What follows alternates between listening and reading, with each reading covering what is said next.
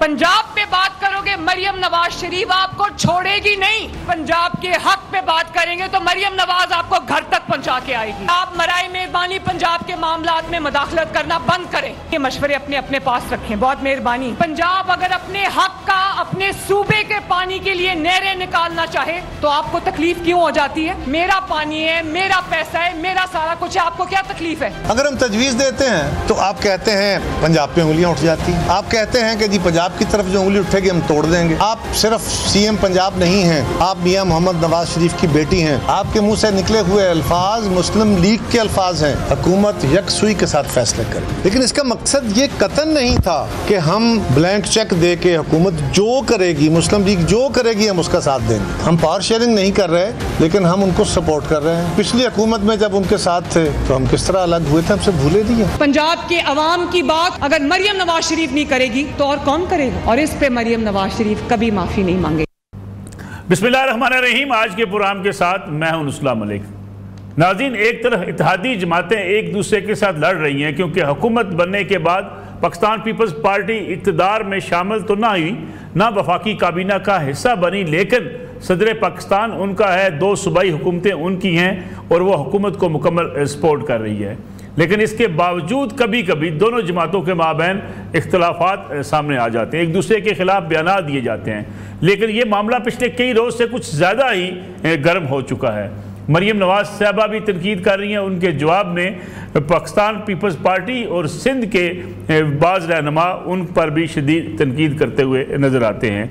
क्या ये वाकई पाकिस्तान पीपल्स पार्टी और मुस्लिम लीग नवाज के माबैन किसी लड़ाई का आगाज़ हो चुका है, या महज इसे एक सियासी बयानबाजी ही कहा जा सकता है? दूसरी तरफ अपोजिशन की बड़ी सियासी जमात पाकिस्तान तहरीक इंसाफ अपने ही अंदर लड़ाई लड़ रही है। इस वक्त तो वाज़े तौर पर देखा जा सकता है कि अली मीन गंडापुर साहब जो है वो इमरान खान साहब की बहन अलीमा बीबी के हवाले से भी अपने ख्यालात का इजहार खुल कर रहे हैं। क्या पाकिस्तान तहरीक इंसाफ को अपने अंदर होने वाली लड़ाई की वजह से मुश्किलात का सामना है, क्योंकि पहले ही तहरीक इंसाफ एक मुश्किल वक्त से गुजर रही है? इसी पे बातचीत करने के लिए आज हमारे साथ मौजूद हैं राजा कमरुल इस्लाम साहब, रुकन कौमी असम्बली के पाकिस्तान मुस्लिम लीग नवाज से, जबकि उनके साथ तशरीफ रखती हैं सैर कामरान साहबा, रुकन कौमी असम्बली पाकिस्तान पीपल्स पार्टी की सीनियर रहनुमा, और हमारे साथ मौजूद है पाकिस्तान तहरीक इंसाफ के सीनियर रहनुमा मुमताज़ कानूनदान जनाब अजहर सदीक साहब। सैर कामरान साहबा, पीपल्स पार्टी मुतालबा कर रही है मरियम नवाज शरीफ साहबा से और ये कह रही है कि वो अपने अल्फाज वापस लें। ये अल्फाज हम पिछले कई रोज़ से देख रहे हैं, सैलाब आया तब भी एक दूसरे के खिलाफ तकारीर की गई, बयानबाजी की गई। क्या होना ये नहीं चाहिए था कि सूबों के माबैन जिस किस्म की हर रोज़ हम प्रेस कॉन्फ्रेंसेस देखते हैं, कभी वहाँ के मशीर जो हैं वज़ीर आला के वो बयान देते हैं, यहाँ की वज़ीर इत्तलात बयान देती हैं, बजाय इसके एक कंपेरिजन होता कि पंजाब हुकूमत कैसा काम कर रही है, सिंध हुकूमत कैसा काम कर रही है, खैबर पख्तूनख्वा हुकूमत कैसा काम कर रही है, बलूचिस्तान की हुकूमत की परफॉर्मेंस क्या है। हमारे यहाँ इमोशंस, नारे, तनकीद, एक दूसरे के ऊपर इल्ज़ामात लगा के सियासी जो है सियासत की जाती है। क्या मतमा नज़र क्या है? और दूसरी बात, माफ़ी क्यों मांगी जाए? मरीम नवाज साहबा क्यों मांगें? कौन से ऐसे अल्फाज हैं जिस पे पीपल्स पार्टी बज़िद है कि वो माफ़ी मांगें?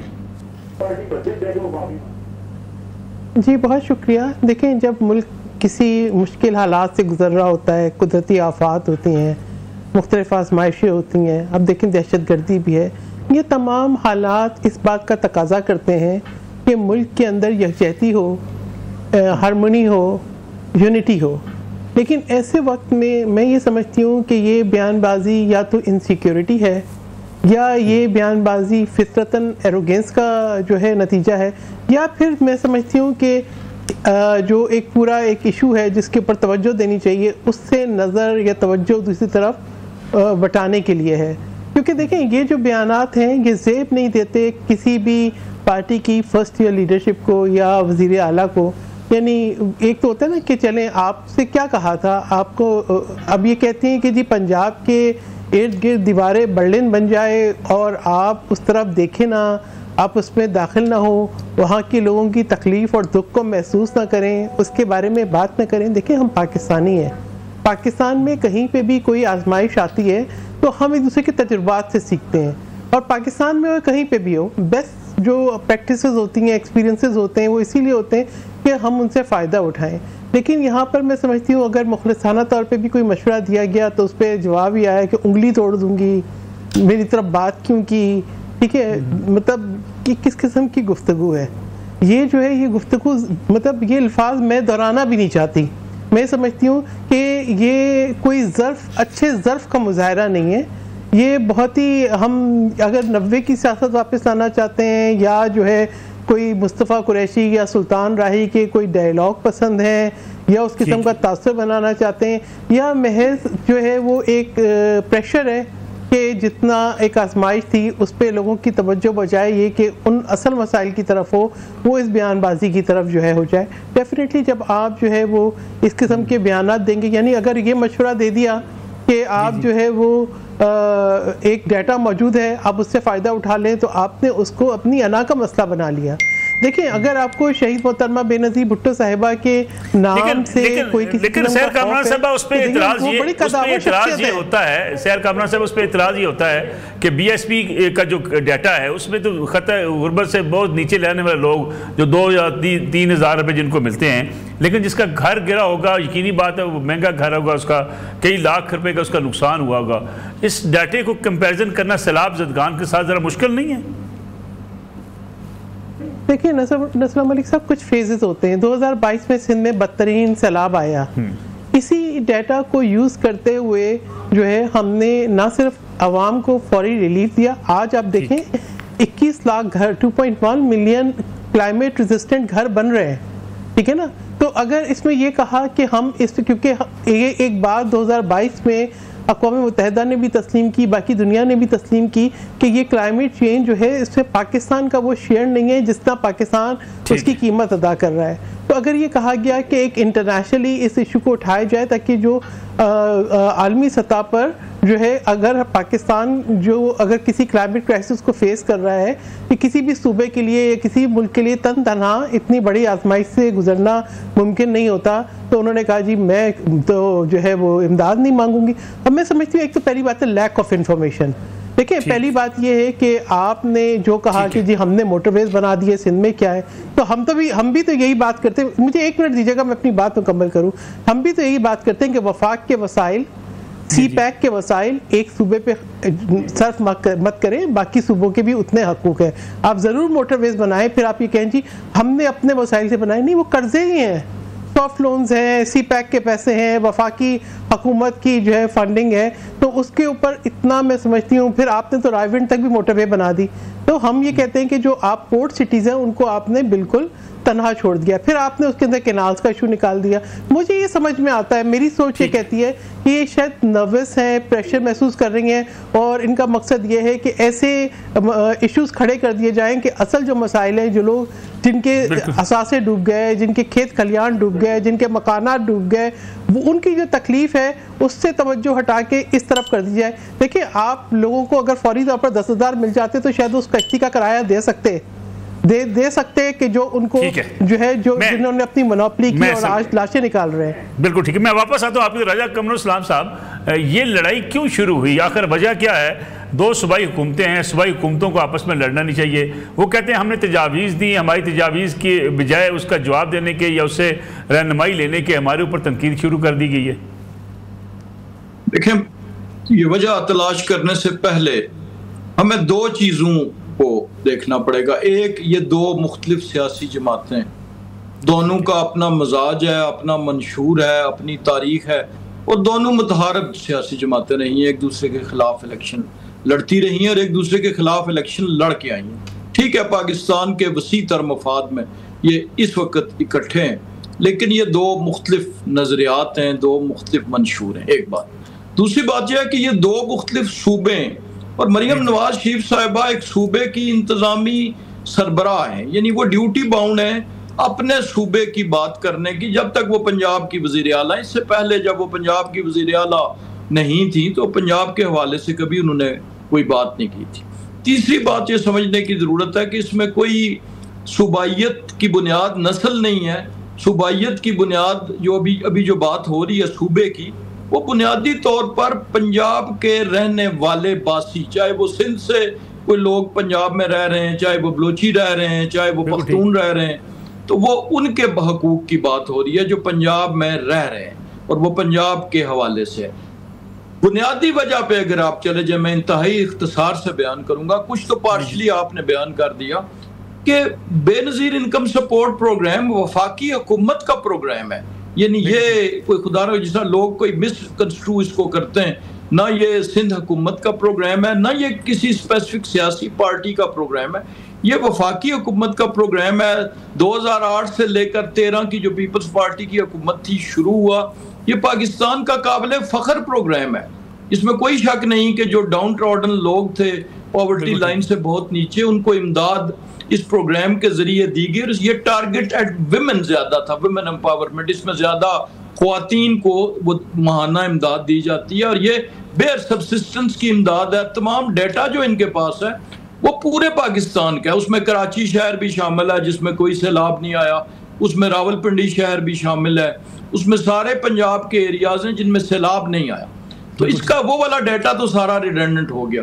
अब वो इलाका जो सैलाब ने कवर किया, वो जाहिर है उसको डिटरमिन या इरिगेशन डिपार्टमेंट पंजाब ने करना है या पंजाब के रेवेन्यू डिपार्टमेंट ने करना है कि कितनी कितनी फसलें काश्त हुई थी, वो कितनी ज़ेरे ज़मीन आई, उनकी जो नुकसान हुआ वो ओनर को हुआ, मज़ारे को हुआ। तो ये बहुत सी चीजें हैं जो बिल्कुल उस डाटा से 180 डिग्रीज पे डिफरेंट है। ये मैं टेक्निकल बात कर रहा हूँ, अभी सियासी नहीं कर रहा। तो इस पे जब जवाब आया तो बुनियादी तौर पर, और बेनज़ीर इनकम सपोर्ट प्रोग्राम से कोई पुरखाश ना हुकूमत पंजाब को है ना मरकजी हुकूमत को है, क्योंकि इस प्रोग्राम को जारी फिर 2013 से 18 हमारी हुकूमत ने रखा उसी नाम के साथ, बल्कि ज्यादा बजट के साथ। और फिर तहरीक इंसाफ की हुकूमत ने इसका नाम तब्दील किया था, आपको याद होगा, लेकिन वापस जब हुकूमत हमारी आई तो फिर उसको दोबारा रिस्टोर किया गया, लिहाजा इस गलतफहमी का खात्मा हो जाए। अब चौथी बात जो है कि लहजा या जुमले, ये सियासी जमातों में इस किस्म के बयान होते रहते हैं। मरियम नवाज शरीफ साहबा ने खुदा न ख्वास्ता जो उंगली है उससे मुराद हमारी बहन जो है मेरी इस वक्त जिनसे, लेकिन राय साहब उनकी उंगली नहीं है, कोई और नहीं तोड़ है। देना, ये इस किस्म के अल्फाज, ये एक मुहावरा है जी कि जब आप देखें इसकी एक वजह यह भी है कि जब आप अपने मामलात से, यानी सूबा सिंध के जितने एहलकारान हैं, मिनिस्टर्स हैं, ऑनरेबल मेंबर्स हैं, उनका काम है कि वो अपने सूबे के मामलात पे निगाह रखें, जो वहाँ के तर्जुमान हैं सूबाई। और चूंकि वो सूबे पे जब बात होती है कि पंजाब में ये हो गया, अगर पंजाब का कोई लीडर बात करता है तो बिल्कुल जो इख्तिलाफ राय है वो जमहूरियत का हुस्न है, वो उस पर तनकीद करें, हम उसका जवाब देंगे, कोई ऐसा इशू नहीं है। लेकिन इस बात पे आ जाना और उसको अना का मसला बना लेना, मैं आज भी बड़े दावे और चैलेंज से कहता हूँ कि आज सिंध में जो मकानात बनाए गए वाकई वो काबिल फख्र बात है, सिंध हुकूमत ने कारकर्दगी दिखाई, लेकिन क्या वो उसका बुनियाद BISP का डेटा था? तो ये वो बुनियादी अवामिल हैं। इसी तरह लाइफ स्टॉक का नुकसान हुआ लोगों का, तो लाइफ स्टॉक के लिए डाटा जो है लाइफ स्टॉक डिपार्टमेंट पंजाब के पास होगा या महकमा जो हैवानात की हेल्थ है उसके पास होगा, अब वो BISP के पास तो है नहीं। तो ये बुनियादी वजूहात है और ये इंशाल्लाह ठीक हो जाएगी। जी राय साहब, हमें एक कमर्शियल ब्रेक लेनी है क्योंकि अजहर सदीक साहब भी हमारे साथ मौजूद हैं, उनसे भी उनकी राय लेनी है कि वो पाकिस्तान तहरीक इंसाफ क्या समझती है, ये जो लड़ाई जारी है पाकिस्तान पीपल्स पार्टी की, और फिर PTI के अंदर जो इख्तलाफात हैं उस पर भी बात करेंगे। अजहर सदीक साहब के साथ प्रोग्राम का आगाज़ करेंगे, लेकिन एक ब्रेक के बाद। प्रोग्राम में एक बार फिर खुशामदीद। अजहर सदीक साहब आपकी तरफ आता हूँ मैं। तो अजहर सदीक साहब, पाकिस्तान तहरीक इंसाफ तो कहती थी कि जनाब नूरा कुश्ती है दोनों सियासी जमातों का माबैन, लेकिन बड़ी अभी सख्त जुमलों का तबादला भी होता है, आजकल लड़ाई तो बड़ी भरपूर नज़र आती है। ये बताइएगा कि ये परफॉर्मेंस हमारे यहाँ जो है वो डिस्कस कम होती है, इस किस्म के बयानात एक दूसरे को ललकारना वो ज़्यादा शायद हमारे यहाँ पॉपुलर होता जा रहा है। बहुत शुक्रिया नसरुल्लाह साहब, बात तो सच है मगर है रुसवाई। मैं अभी शायद मैंने कहा शायद पता नहीं, मैं कहीं रेडियो प्रोग्राम में बैठा हूँ, वही स्क्रिप्ट वही चीज़ें सुन सुन के कान पक जाते हैं, इशू बेस तो बात ही नहीं होती है। और नूरा कुश्ती और किसको कहते हैं, यानी इसमें यानी एहसास प्रोग्राम बेनज़ीर इनकम सपोर्ट के हवाले से कहते हैं वर्ल्ड बैंक ने रिकग्निशन दी थी, और मैं तो चूँकि इन प्रोग्राम्स को ये सारे इशूज़ को हाई कोर्ट में लेकर जाता रहा हूँ, वो बैठे बैठे मुझे याद आ गया मोदी का जो यार है गद्दार है, पेट फाड़ कर करप्शन का पता नहीं क्या करेंगे हम, और वो अब पार्लियामेंट से बाज़ारे हुसन, पता नहीं फिर क्या क्या कुछ कहानियाँ सुनते रहे। ये अवाम अब इनकी इन बातों की कोई तरफ तवज्जो नहीं देती। Pakistan is a country where issue can easily be killed by another issue. आप हाल देखें क्या हुआ है, आज भी अगर देख लें, यानी बड़ी बातें होती है पंजाब, किया क्या पंजाब ने, चले मैं ये इसी बात की तरफ आ जाता हूँ। चंद वो टिकटॉक की तस्वीरें उतार कर और अपना थैले बांट कर तस्वीरें लगा कर, उसके अलावा ग्राउंड पे बताएं, आज चलते हैं जलालपुर में, अभी चले जाते हैं, वहाँ पता चल जाएगा सबसे बड़ी खैमा बस्ती कौन चला रहा है, वो कायदे-ए-आज़म बस्ती कौन चला रहे हैं, वो चीज़ पाकिस्तानी चला रहे हैं वहाँ बैठे हुकूमत। यानी बातें जो मर्जी करते रहे कि मैंने ये करना है, वो अभी ग्राउंड पे क्या किया आपने। यानी ये जो लड़ाके ना तवज्जो हटा दी है, वह डिप्टी कमिश्नर के दफ्तर में लाने लगी हुई है, और क्या जुल्म हो रहा है, क्या करप्शन चल रही है, खुदारा यार क्या मजाक बनाया हुआ आप लोगों ने। यानी आप लोगों ने, आप समझते हैं लोग इन बातों से बेवकूफ बन जाएंगे, ग्राउंड बेस बताएं आप इसको। और जब यहां तक बात है नालायकी और नाहलियां माने, जस्टिस सईद मंसूर अली शाह साहब ने आज से कोई 15 साल पहले जब सैलाब आया था पिटीशन लेकर गए थे, और क्या था, रोकना कैसे है, कैसे तदारुक करना है, वो सिर्फ एक सवाद के अंदर चंद लोग डूब के मर गए थे, इन्होंने तो आसमान सर पे उठा लिया था। और अब आपके नालायकियां नाहलियां सामने आ चुकी हैं, पंजाब डूब चुका है, इसमें तो कोई डाउट नहीं है, कोई ऐसी बात नहीं है। ग्राउंड पे क्या किया है, ग्राउंड पे आपको अंदाजा आइए पता चल जाएगा, कोई मुश्किल काम नहीं है। लेकिन यहाँ कंस्ट्रक्टिव बात करें कि आपने क्या अभी तक पॉलिसी बता दें क्या, कि सैलाब कैसे रोकना है, आपने लोगों की रिहेबिलिटेशन के हवाले से कोई पॉलिसी बना ली है, वो कोई एक्ट सामने ले आया है, हाँ बता रहे हैं हम ये भी करेंगे, वो करते रहेंगे आप। अभी तक क्या किया है, सवाल तो ये है। हाँ वो तस्वीरें से हम देखते रहते हैं, वो खुश होते रहते हैं, इसलिए मैं इन चीज़ों की तरफ, और ये टोटल नूरा कुश्ती है, कोई ताल्लुक नहीं है इस बात का। जी जी अजहर साहब, लेकिन ये फौरी तौर पर तो रेस्क्यू का मामला था, शायद उसमें आप समझते नहीं हुकूमत ने बेहतर कारकर्दगी दिखाई, अब उनकी बहाली का या उनकी तामीर नौ का काम अगला मरला होगा। ना देखिए, मैं अब चलें, मैं नसरुल्लाह मलिक साहब इस पर एक जुडिशल कमीशन तश्कील दे देते हैं, पता चल जाएगा। मैंने तो लिख के दे दिया हुआ, इनको बनाए इसके जुडिशल कमीशन, पता लगे।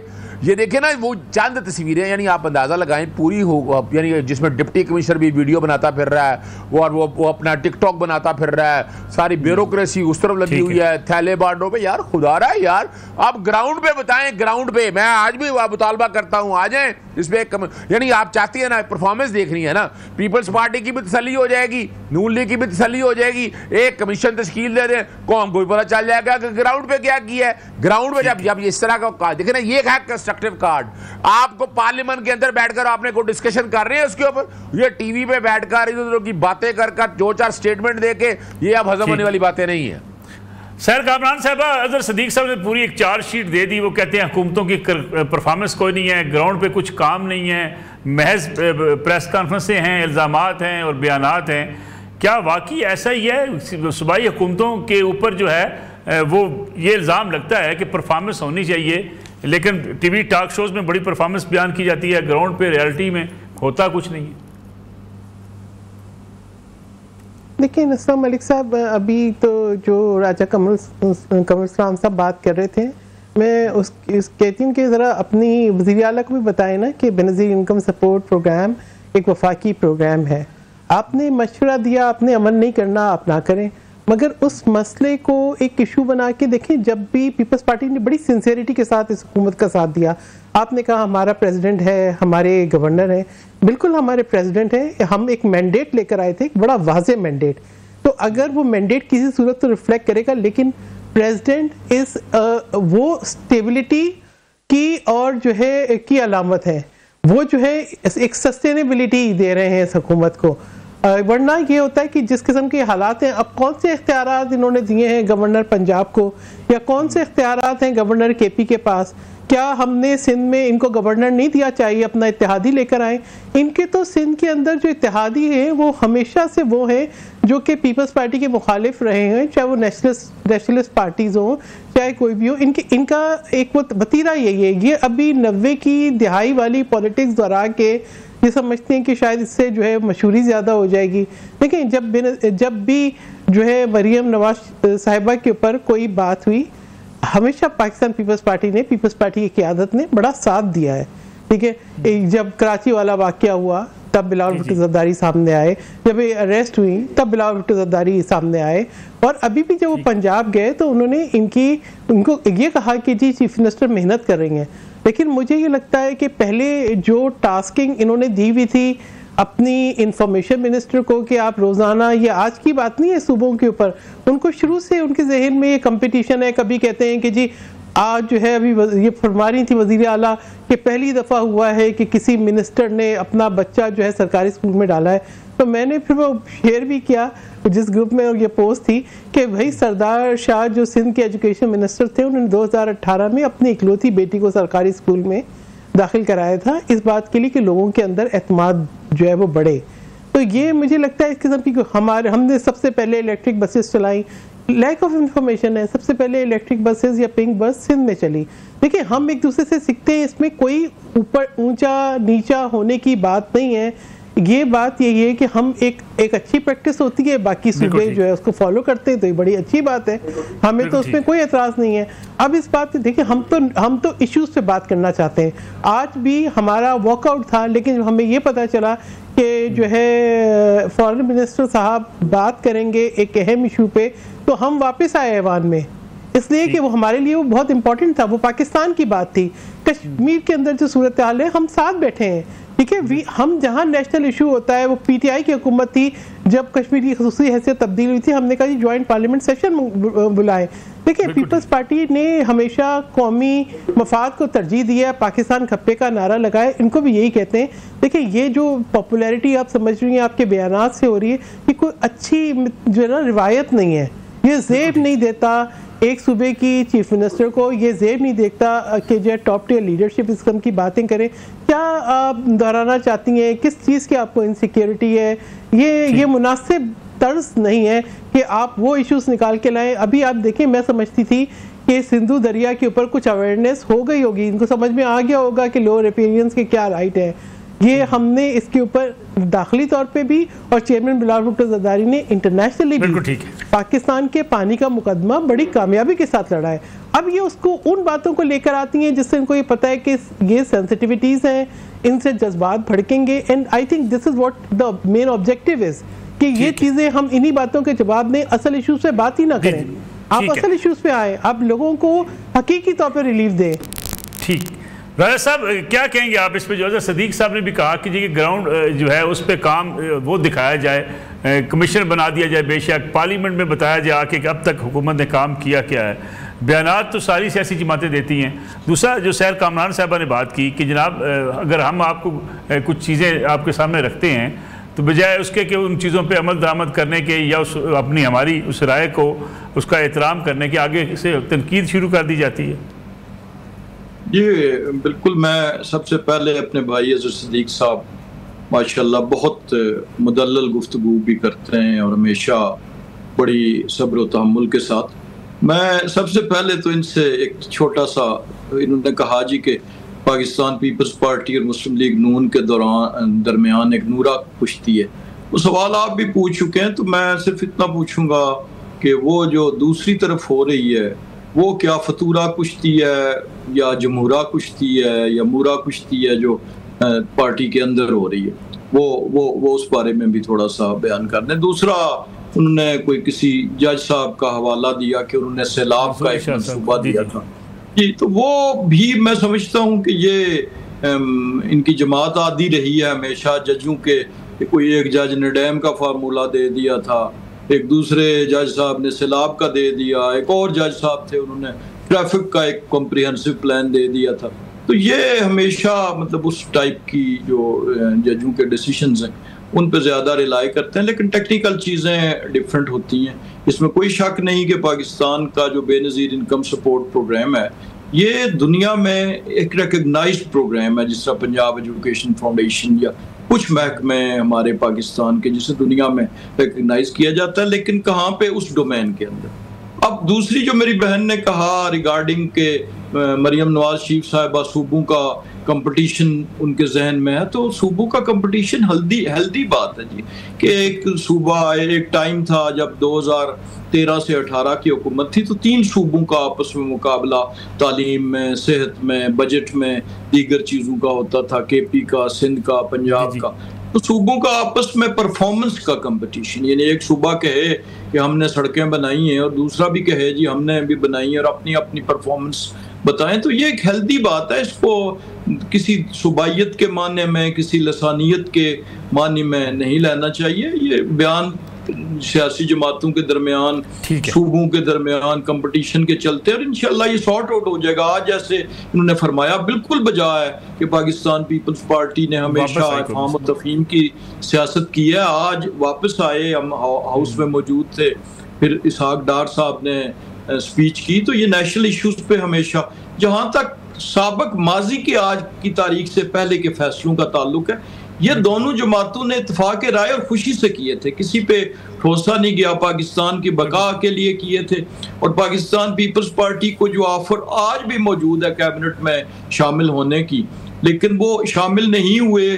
उन्होंने एक अपने लिए एक बेहतर रास्ते का बेहतर समझते हुए चुनाव किया, और एक उनकी हेल्दी बात थी, उन्होंने कहा जी कि स्टेयरिंग तमाम का तमाम जो है एक जमात को दिया जाए ताकि रिस्पॉन्सिबिलिटी उन पे फिक्स हो। और उसके नतीजे में कुछ जो आईनी पोस्टें थी, चेयरमैन सेनेट की पोस्ट है, डिप्टी स्पीकर की है, गवर्नर्स की है, प्रेसिडेंट की है, वो उनको दी गई। उसके नतीजे में आज एक अच्छा सिस्टम चल रहा है। तो इस बात से हम इत्तेफाक करते हैं और हम समझते हैं कि ये जो चीजें ऐसी हुई भी हैं, अगर माजी में भी हुई, आपको पता है बजट के मौका पे इस किस्म की लफ्जी गोलाबारी हुई, अल्टीमेटली दोनों जमातों ने इत्तेफाक राय से दोनों बजट 24 का भी 25 का भी पास किया।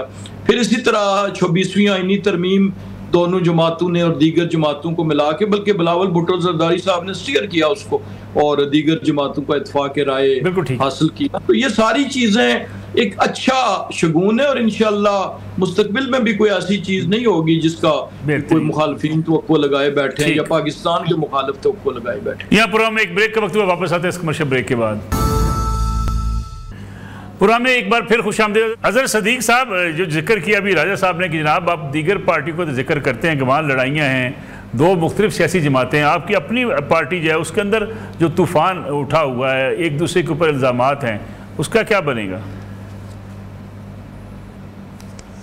मालिक साहब, वो मैं बड़ा प्यार है, कमर साहब जो है ना ग्राउंड से ऊपर आए हैं और इसीलिए पार्टी में इग्नोर हैं, इग्नोर यानी तवज्जो नहीं दी जा सकती। साहब कामरान साहब ने भी गुफ्तगू सारी की ना, हाँ उन्होंने बड़ी खूब चलें मैं और बातें नहीं करना चाहता, मैं बड़ा रिगार्ड है, इन्होंने बड़ी कुर्बानी दी है अपनी जगह पर, उसमें कोई शक नहीं। लेकिन जो असल बात जो मैंने जिस तरफ तवज्जो दवाई थी, दोनों ही ने उस तरफ बात नहीं कर सकी। मैंने आज भी बात कर रहा हूँ इशू बेस के हवाले से, इशू कोई नहीं है। महंगाई के कंट्रोल करने के लिए पाकिस्तान तहरीक इंसाफ मैं जो हाई कोर्टों में पेश होता रहा, और इन्हीं अदालतों ने आज देखे ना, अदालतें जुडिशल एक्टिविज्म नहीं कर रही ना, तो सत्यानाश हुआ बड़ा सारा निजाम का। कोई सीसीटीवी बंदे मारी जा रहा है, आपके सामने मौजूद है। यानी बताए कौन सा महकमा ऐसा वो जुडिशल एक्टिविज्म का, कम से कम अगर डैम बनाने का कहा था तो डैम ग्राउंड में बनना शुरू हो गए थे। अगर माहौलियत पे काम किया था तो माहौल बेहतर होना शुरू हो गया था। ये तो मुझसे पूछे ना, तालीम मुफ्त के हवाले से काम किया तो उसका एक अपना इम्पैक्ट था, यानी उसको इस तरह से मिलाना। अभी आपने सत्यानाश कर दिया, आपने देख लिया 2 जजेस जो फैसला दिया है, जो आपके जुडिशरी लाकर बैठाई है, सत्यानाश तबाही और बर्बादी कर दी है। अब आए दूसरी बात, देखिए दूसरी जहाँ तक मामला है ना, अब चूँकि पार्टी को आपने देखा पहले तोड़ा कैसा गया, कभी 9 मई का बहाना, कभी और चीज़ों को, कभी अपना टीवी चैनल पे इंटरव्यू दे दें, प्रेस कॉन्फ्रेंस कर दें। अब ये पार्टी के अंदर छोटी मोटी बातें तो होती रहती है। और मैं नहीं समझता था अली मीर गंडापुर और जो अलीमा खान साहब की ये छोटी सी लड़ाई तो नहीं है।